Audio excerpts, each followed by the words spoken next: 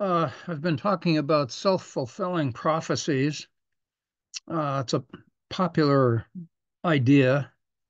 It There's some good psychology to it, but there's also a lot of hype, and I'll talk about it further, I guess, in another video or two. Here's a question: Are all beliefs self-fulfilling?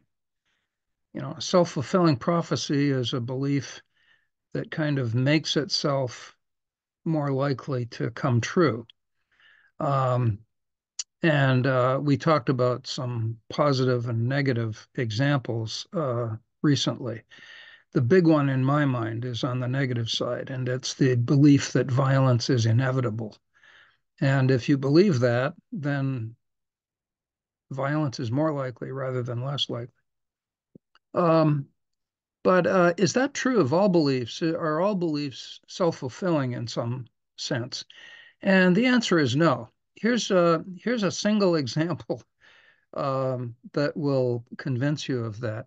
In Abraham Lincoln's Gettysburg Address, he says the following: "The world will little note nor long remember what we say here."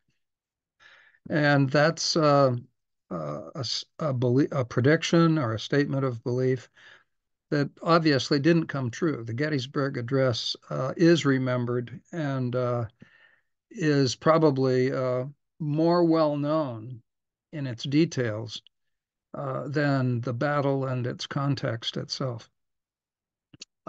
So, not all beliefs are self fulfilling. Beliefs or predictions or prayers do not make wishes come true. But belief is a factor in what will happen and how people will behave and the paths they will choose. And it's worth understanding.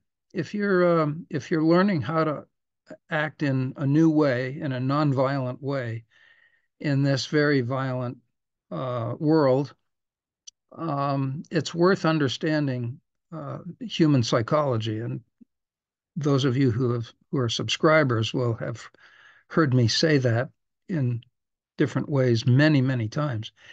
It's worth understanding human psychology if you want to have better outcomes in human interactions. Um, but while a positive outlook, uh, a set of positive attitudes and beliefs and so on, um, may not create good outcomes by itself, it can help us to avoid some of the pitfalls that lay in front of us if we have a negative attitude. Um, and the positive attitude does that by leading us to consider more options, to try harder and more cheerfully if there are obstacles and frustrations along the way, and to persist longer. And there are other mechanisms underlying this, and I'm not being highly technical here, but I hope you get the idea that the positive outlook, the positive attitude keeps the door open to good results. It doesn't produce them directly, but it keeps the door open. I'll say more in a coming video. Thanks.